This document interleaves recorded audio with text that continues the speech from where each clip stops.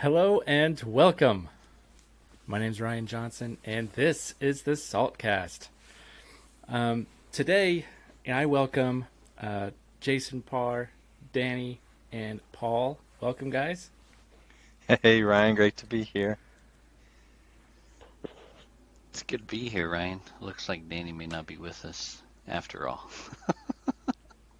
What? I'm What here. are you talking about? Oh, well, his screen was frozen. Well, it looks I was frozen, just anyways. I was just super still, playing tricks on you. It's the oldest Zoom trick in the books. Got him. But, guys, it has been a couple of weeks since we've all gotten onto a podcast together, and I've missed you guys. Even though I saw you guys in the office, there's something about getting on a podcast and chatting about sales tax and whatnot all together. Yeah, I agree. It is good to be together.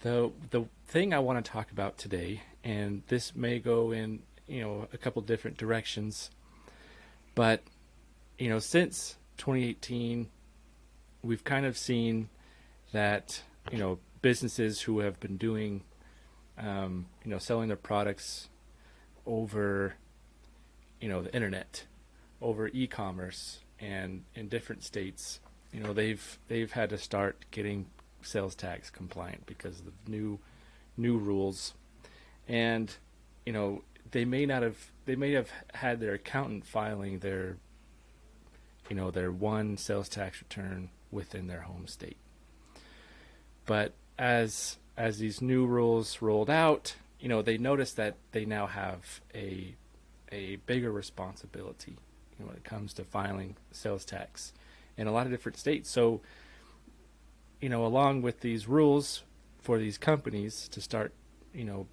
registering for sales tax and collecting it, it was almost as if these CPAs and accountants were then mandated and required themselves to then, start doing this for their clients. And so I was hoping you guys could speak today about how a partnership works with us, or what it looks like, and what benefits they can get from that. Mm, it's a good question, or a good concept to talk about. Just to kind of amplify and reiterate what you said about the marketplace, and I think people are seeing this across the board. Obviously, since July of 18, um, all the states, including Missouri, which is effective 1/1, have adopted some sort of legislation that essentially looks at not what your business operations are from a physical standpoint, but in where your sales might originate, but where your customers are located, right? It used to be all about where you're located when you're trying to think about what responsibility do I have as it relates to sales tax, but now it's all based on where your customers are located, right? So it's where your products and services are being sold to. And so companies across the country, as we've talked about quite a bit, may need that maybe they've been in one state or two states or three states from a registration footprint, and you can kind of manage that manually. Maybe you're not using any software. Maybe you're doing that in-house. Maybe your accountant's doing that, whatever the case may be. But then you're suddenly registered in 20 states, 30 states, 40 states, all the states. And you might even be registered in some local jurisdictions that administer their own sales tax. And so what ends up happening is on a monthly basis, you might have this responsibility across 30, 40, 50 locations, whereas you were dealing with three. And a lot of companies, as you indicated, just naturally look to their accountant or their CPA, their bookkeeper, and like you said, almost mandate, like you guys can't do this, you don't do this.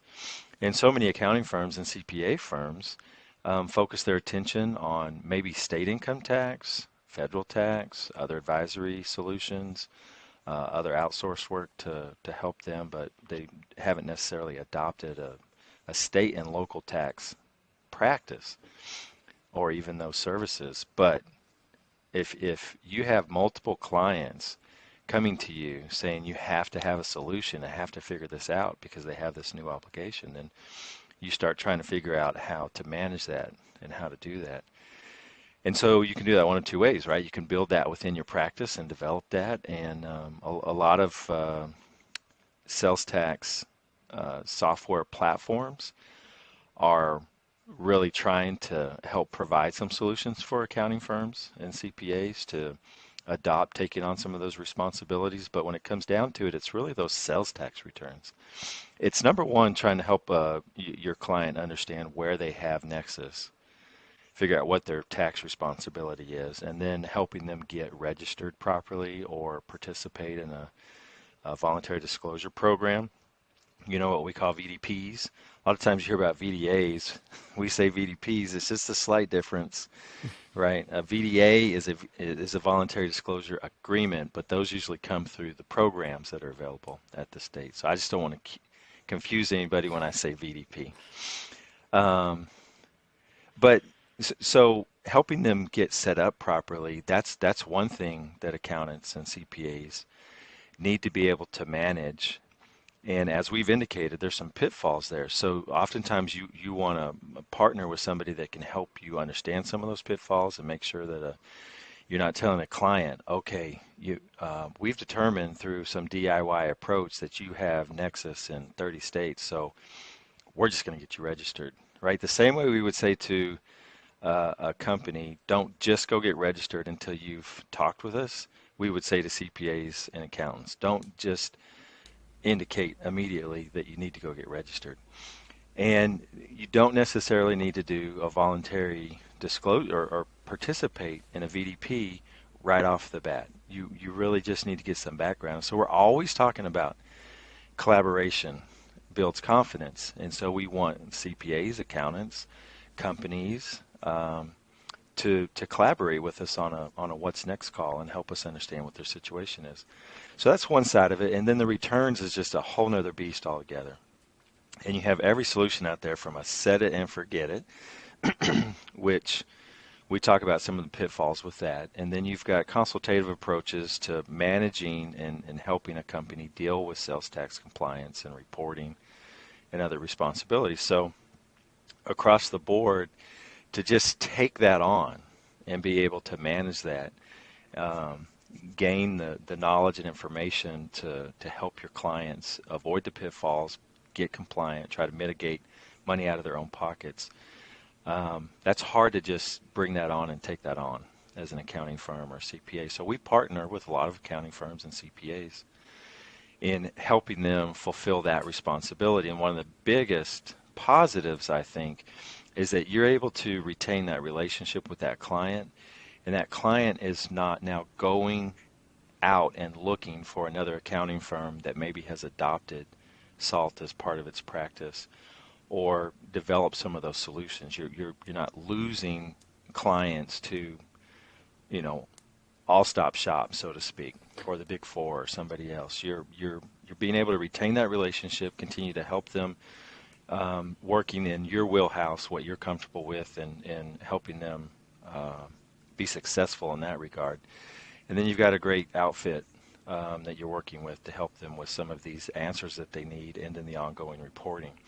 And so when we have a really good relationship with an accounting firm, that really benefits their clients in relation to managing these types of situations over the long haul. One of the things I found with talking to CPAs, and we talk to a lot, right? Just everyday conversations. Mainly when they come to us, it's because they have a specific client that does have what you could call a larger footprint, right? A larger nexus footprint. They are selling throughout the U.S. and there are concerns around nexus in multiple states. And oftentimes there's concern around taxability of what they're selling, whether it's taxable or not.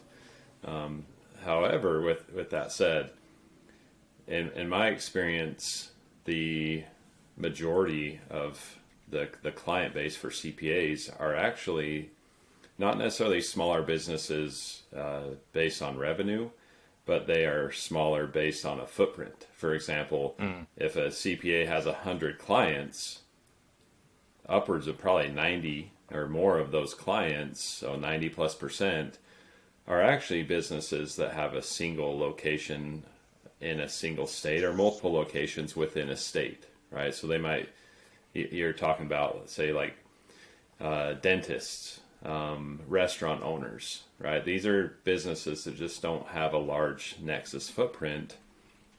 And I found as we talk through these discussions, right, we have these discussions with the CPAs, that a big headache for them is not necessarily, this client that is selling all over the U.S. and they need to get registered everywhere. They need to, go through what you just mentioned, Par, around voluntary disclosure programs. How do they deal with the past? Which, little tangent there, kind of additional note there. One of the worst things we see businesses do in that situation is it's not about just a registration or a voluntary disclosure program. They'll actually rush to go register historically, right? And because they determined that their nexus doesn't go far enough back to merit a participation in a voluntary disclosure program. They don't really need the waiver or the statute of limitation the benefit you get from the voluntary disclosure program. So they say, oh, our nexus only goes back, say, a year. We'll just register, back to October of last year. And now you're dealing with an issue there of paying the back tax out of pocket, paying the penalties and interest. So another discussion for another time, but throw that in there as a major reason why you don't want to just go get registered, and you should collaborate with the experts. But with that said, right, back centered here on the discussion with CPAs and their clientele, that is a major headache for CPAs to deal with, say, 90 clients who are all just registered in one or two states, because yes, as a whole, the CPA firm will get very dialed in on, say, they're based in California, right? They're going to be, educated and have some understanding of how to file a California sales tax return. However, we all know there's nuance to that, even just a single state return. But oftentimes, the individual practitioner that brought on that client or is assigned to that client is the one that's going to have to file that return.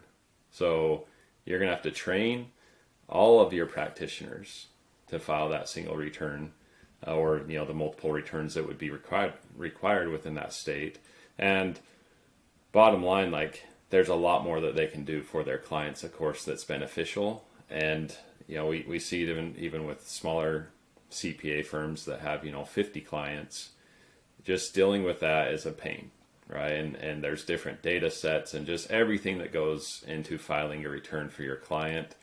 There's not a great way for them to standardize it within their firm, and it ends up eating a lot of time and creating a lot of headaches.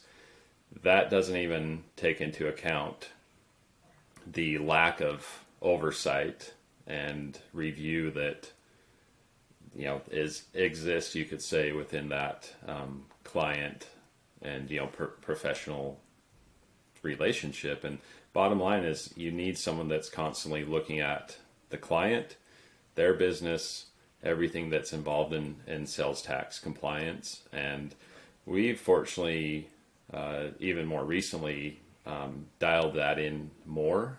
And I'll even make a little pitch here and around this conversation, where typically, right, our sales tax return service and our subscription that is a white glove service, and it's a great way for a CPA, you could say, to kind of extend that service to their clients.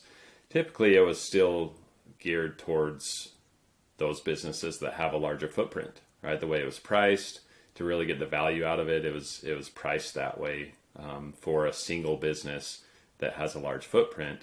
We found a way to actually structure our pricing to where it really is more of a white label solution for the CPA firm.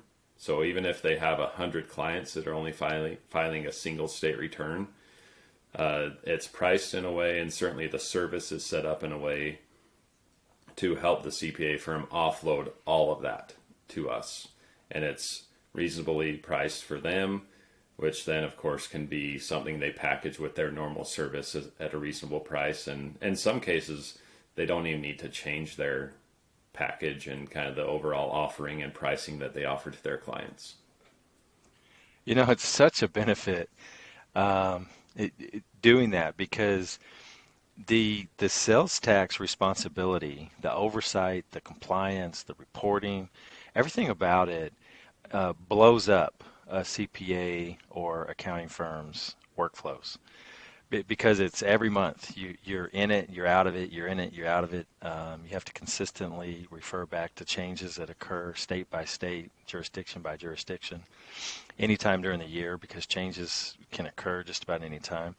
When you're dealing with the federal tax law, when you're dealing with annual compliance, even on a state income tax return, all of your strategic planning, your advisory work, and all of that, you have these annual busy seasons to assist. And when you start getting into dealing with sales tax, it really works in contradiction to your natural workflows and working with clients. And so being able to, especially in the situation that you're talking about, it's great if you can help, 10 of my clients who are registered in multiple states, and, they have a big footprint. But yeah, what if I have 90 accounts and somehow I've got to manage their 1, 2, or 3 state compliance responsibility across the board? Well, now I'm dealing with 270, 180, 270 returns that have to be handled each month. And maybe I'm not in all 50 states, but now I've got to become an expert in maybe the state that I'm in and my clients are in, and then not just 2 other states or 1 other state in relation to managing that, but across 90 accounts, it's going to be different states that come up, right? And it could just be 1 state, a few states, 5 states, and I've got to be familiar with those other states across the whole landscape of those clients. And so what Danny's referring to here, I just think is phenomenal, because he's developing a format where you can white label that and manage that across all of those accounts, and not have to consistently figure out how are we going to manage this so that, number 1, we're providing really good service, number 2, we're avoiding pitfalls that may come up, and managing notices and other things that naturally come up in this process, and number 3, being able to do this in a profitable way. In the end, trying to manage all 3 of those things it can be pretty difficult when you're dealing with several clients, even if they're just in a few states. So, love that.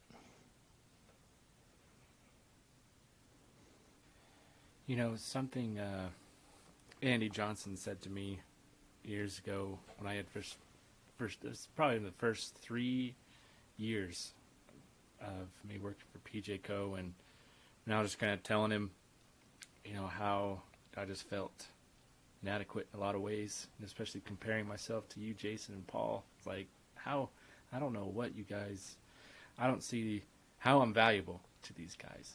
But he kind of helped me see my value, especially because, in the first few years I'm working on registrations and helping to remit the sales tax returns and all that. So I had knowledge in where to help companies get registered, or when they should get registered, and what to put on the forms and how to file the returns.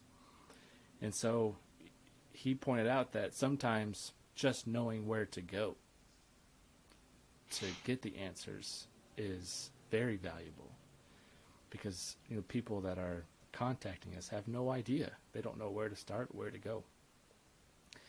And so, as a partner, that's kind of what we hope to do for others, is be That's a good point. answers, like where to go. Yeah, it's a really good point. This concept of collaboration builds confidence is developed as one of our core values over time, both in experience and just the flat out wisdom, in the sense that you can really spin your wheels trying to figure something out on your own. I was just contemplating this recent thought of practice makes perfect, right?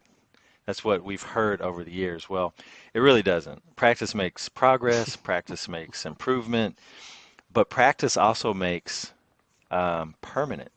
So this concept of practice makes permanent. You could be moving in the wrong direction in practice, making permanent something that is not correct. You think of a golf swing. If I go out on my own and I hit 100 golf balls, 200 golf balls, 300 golf balls, and I'm not doing it correctly, I'm making permanent a process which may not benefit me in the end. I may become so consistent at a poor shot that I can simply aim differently consistently. But a lot of times you need someone to collaborate with who knows, right? So if I just have someone there with me who has some ideas on different things that I could fix to improve this concept, I can begin to make permanent something that is actually helping me or benefiting me long term. Obviously, that's just one analogy that can be applied in a lot of different scenarios, but for us, it really makes sense. Number one, collaborating is so important because in practice, you want to make permanent those things that actually benefit the client or the taxpayer or the company. One of the things that, and we can talk about this on other podcasts in the future because this one's getting a little bit longer than we normally go, but we don't just partner with CPAs and accountants. We partner with software platforms. We partner with peers in the industry. You might say, well, you're not going to partner with someone that you compete with, but we actually do. We're not trying to claim that we're the answer for every company in doing business in the U.S. or Canada. Sometimes a solution that's best for them and brings them the most peace of mind, and maybe someone that's not us, or in the same conversation, we might be a better answer for someone that we partner with in the marketplace that does the same thing that we do, or we just support one another in services that we may offer that can help a client get compliant and up and running and up to speed. So there's lots of ways that we partner with other organizations, but I don't want to digress too much because our focus here is the fact that we marry very well in supporting and developing relationships with CPAs and accounting firms because we don't do any traditional CPA or accounting firm work. We're focused on sales tax. Yeah, we call ourselves the sales tax people and become experts in those efforts, and so we can really help you help your client, especially if you're stressed out by all of the clients that are coming to you needing you to figure this out. So we would just say give us a call or jump on a what's next call and let's just chat about questions you might have. Yeah, I love that. And I also want to kind of tout our different resources we have because depending upon kind of what level you want to be able to help your clients or education level you want to get to when it comes to sales tax, because we have the podcast, we have the blogs, and we have some great tools, interactive tools for you to use. We have our live chat feature, and we have the What's Next call. And if you're anything like me, when I'm trying to figure out something, I like to take a stab at it myself at first, and then I'll get into it. You're like, you know what, this is way more complicated than I thought it was going to be. I'm gonna reach out to somebody who actually knows this, and so I'm not wasting a bunch of time doing it and messing it up. That's always my fears. I'm gonna mess it up. But yeah, check out our tools. I'll provide links in the description, and thanks guys a lot for being on today's podcast, and we hope to see you on another one. See you, Ryan.